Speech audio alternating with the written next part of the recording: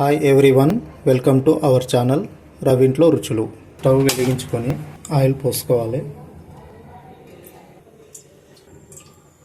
పచ్చిమిర్చి వేసుకోవాలి. ఉల్లిపాయలు కూడా వేసుకోవాలి. టీ స్పూన్ పసుపు వేసుకోవాలి. అల్లం వెల్లిపాయ కూడా వేసుకోవాలి. కడిగి పెట్టుకున్న చికెన్ లివర్ని వేసుకోవాలి.